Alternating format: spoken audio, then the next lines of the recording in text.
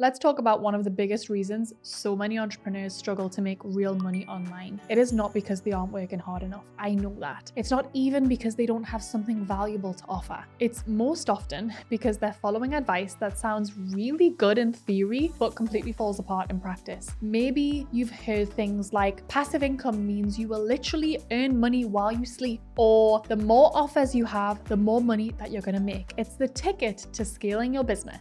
Or grow a huge audience first, that's the ticket to making money. It is really, really easy to believe these things because they're often marketed as the shortcuts. They're very appealing and they tap into that desire for ease, quick results, relatability, the big shiny things that a lot of us are drawn to. But the truth is, these myths are often keeping you stuck. And so today, I'm going to expose the 5 biggest lies that you've probably been told about making money online, and more importantly, I'm going to be sharing with you what actually works. My hope is by the end of this episode, you will know exactly why you might not be hitting your income goals and how to shift your strategy so you can finally start seeing the results that I already know you are working so hard for. Let's dive in.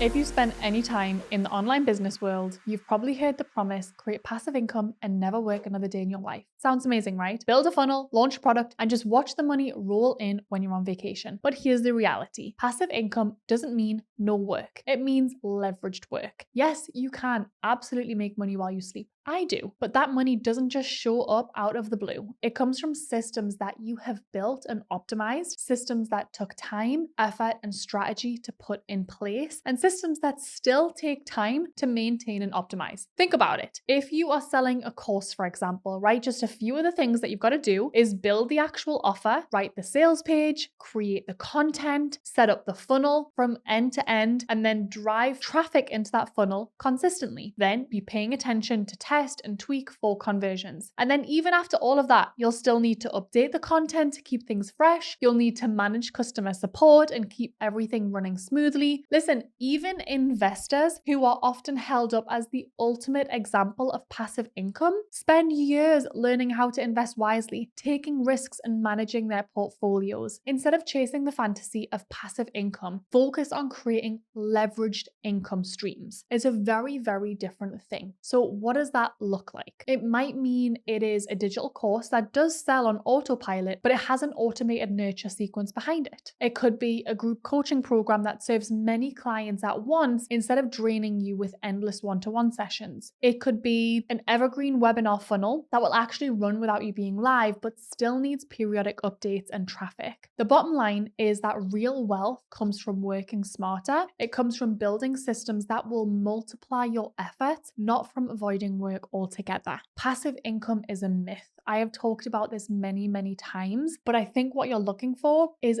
leveraged work.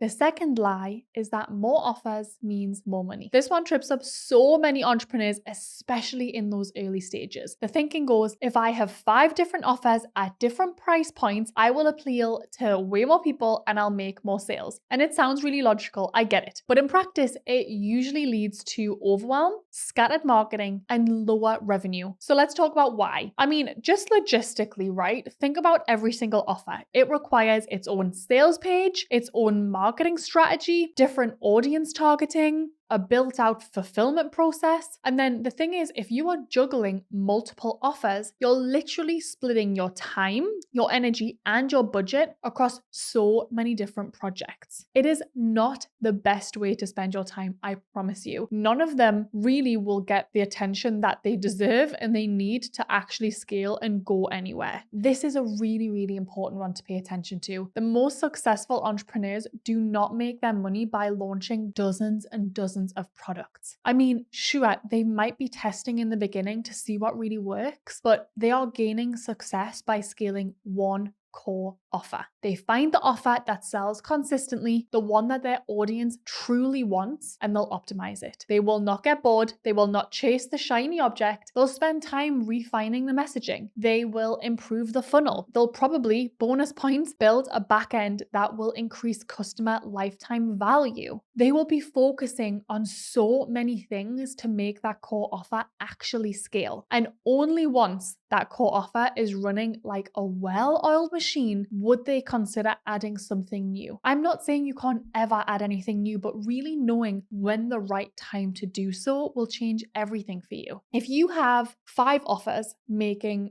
let's say $1,000 each, you are so stretched thin. I know that. But if you have one offer making $10,000, everything becomes simpler and everything becomes way more potent. Your marketing, your sales process, your delivery, your customer service, every single detail. So if you want to grow faster, if you want to bring in more revenue, if you want your business to be bigger, don't ask, what else can I sell? Ask, how can I scale and how can I double down on what is already working for me? The next lie is that organic marketing is free. This one gets thrown around all the time. Just grow your business organically. It's free. And yes, organic marketing can work. It's actually my preferred way of marketing. But calling it free completely ignores the reality of what it actually takes. Organic marketing might not cost money, but it does cost time. If you're not investing dollars into ads, you're investing hours into research and studying, content creation, audience building, community engagement, learning platforms and algorithms, SEO, email marketing, conversion tactics, you name it. And your time or the time of your team is really valuable, especially when you're running a business. The other thing that no one talks about is organic growth is often a lot slower. It can take months or even years of showing up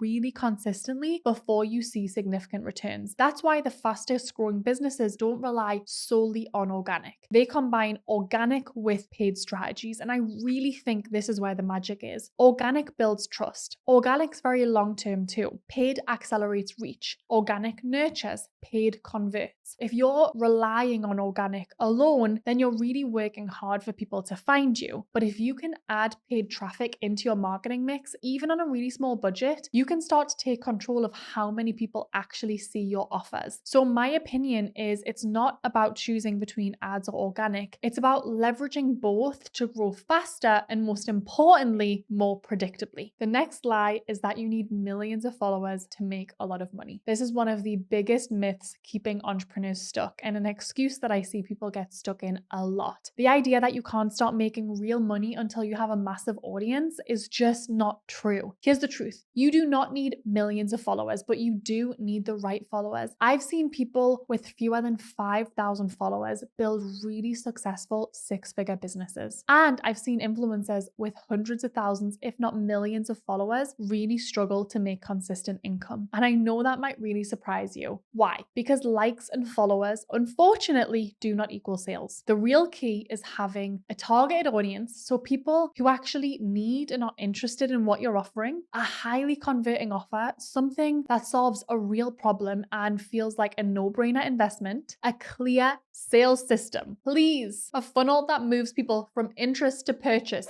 You need it. You've got to get this set up. If you're spending all your time trying to go viral, but do not have a system in place to convert that attention into revenue, you're spinning your wheels and you're going to find yourself on the roller coaster of inconsistency. So instead of chasing that follower account, focus on creating content that will attract buyers as well as getting engagement. I want you to also think about building an email list, taking your social media followers off of social media and getting them on your list, because email subscribers convert at much higher rates than social media. Developing a simple, high converting sales funnel. Listen, this is essential. I need you to have a funnel in your business. You do not need to be famous. You just need to be really focused and strategic with the audience that you already have. There is so much gold in there already if you can just learn how to leverage it appropriately. The next lie is that making money online is fast and easy. This one frustrates me so much, you guys. I have been in this space for over a decade and it still gets me because you've probably seen the ads. Start an online business today and hit 6 figures in 90 days. Could it happen? Technically, yes. But for most people, probably not. Building a profitable, sustainable business takes time. It is going to take a lot of trial and error. It's going to take a lot of learning new skills. It's going to take optimizing your strategies, staying consistent long enough to see results. And the truth is, most of these overnight success stories are years and years in the making. And it's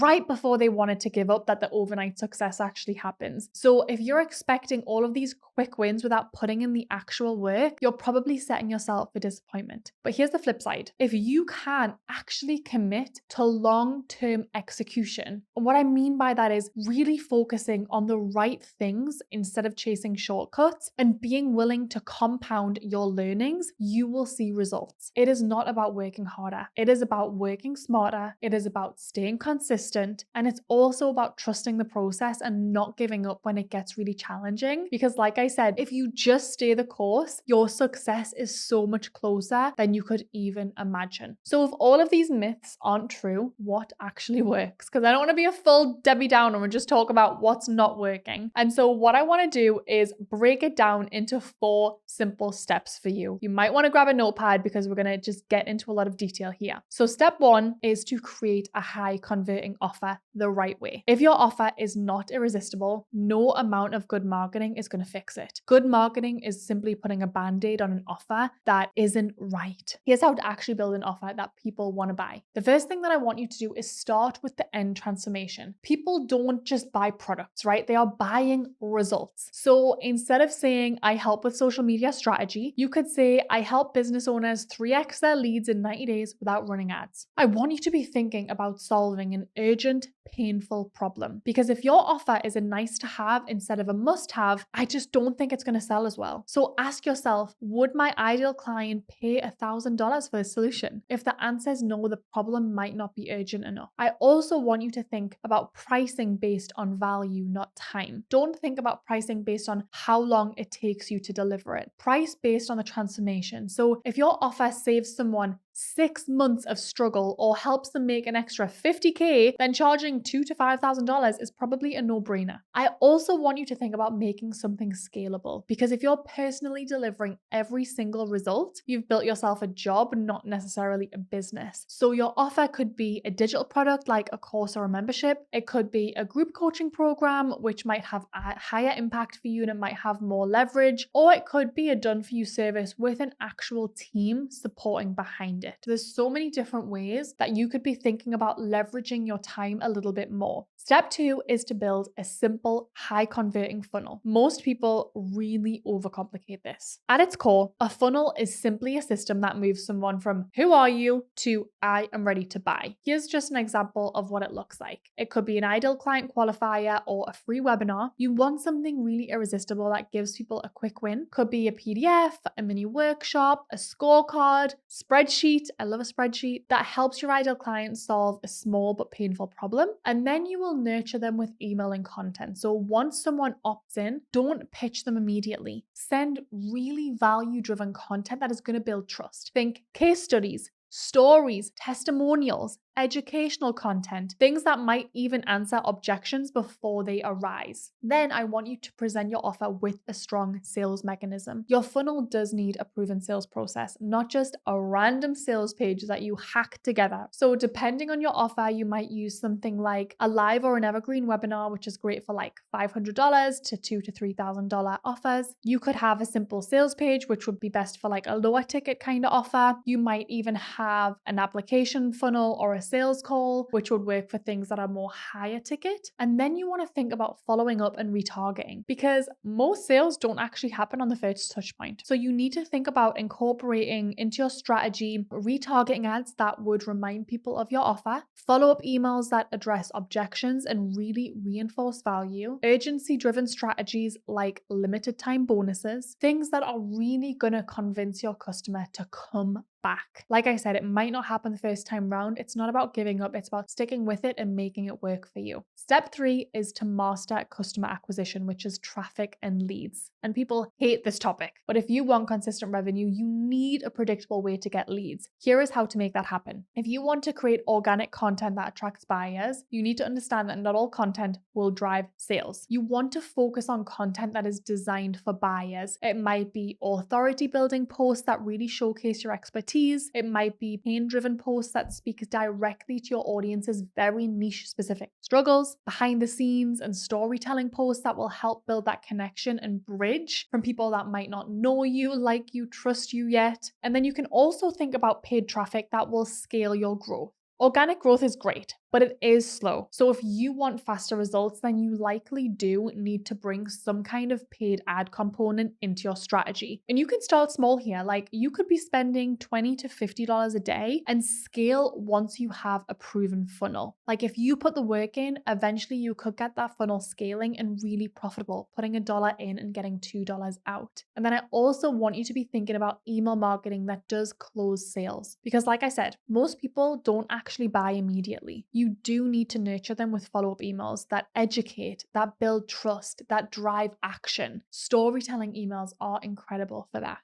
And then jumping into step 4, scaling with systems and automation. This is absolutely essential if you do want to create leverage and you do want to create more freedom in your business. So once you've got a proven offer, a funnel that is converting, and a reliable lead generation system, it's time to scale, because those 3 things mean you have a successful sales engine. So if you want to scale without burning out, here are a few of my tips. I want you to think about automating lead generation. Ideas for doing that is setting up ads that are running 24/7 or using something like a ManyChat and automated DMs to qualify those leads. We live for ManyChat at Boss Babe. I mean, it is responsible for what, like 80% of our revenue. It is amazing. You can also think about increasing your pricing and adding upsells. So as demand starts to increase, you can raise your prices. You could add order bumps, upsells, cross-sells, back-end offers to really think about increasing revenue per customer, because the person that can spend the most to acquire a customer will always win. I think it was Russell Brunson that said that. It's always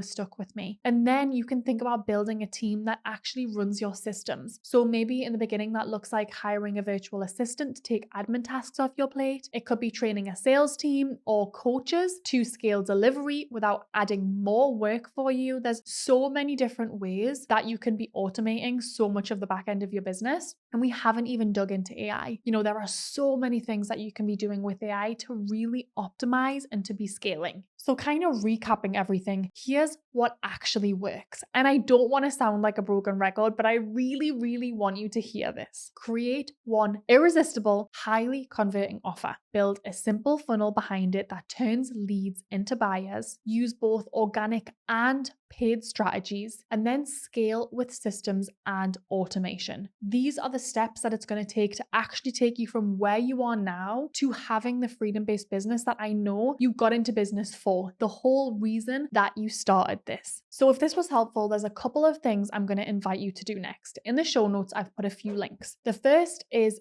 for a roadmap that is actually going to show you what a really successful sales system looks like in a 7-figure business. I recommend every single person download this. The second is an AI guide, which is going to teach you how you could actually build AI into your marketing team, which is going to take a lot of what we talked about off of your plate and help you to really build a system in place that AI is really behind and is the engine for. And then the third thing is we are opening doors to Freedom Fast Track really soon, and I'd love to invite you in. If you want to check it out, the link is below. You can hop onto the page, have a read through, and then get on the wait list. When we open, we'll be open for a very short period, the one and only time this year. So I really recommend getting on the wait list that you don't miss it. I would love to see you in there. Okay, I hope this was helpful, and I will see you in the next episode.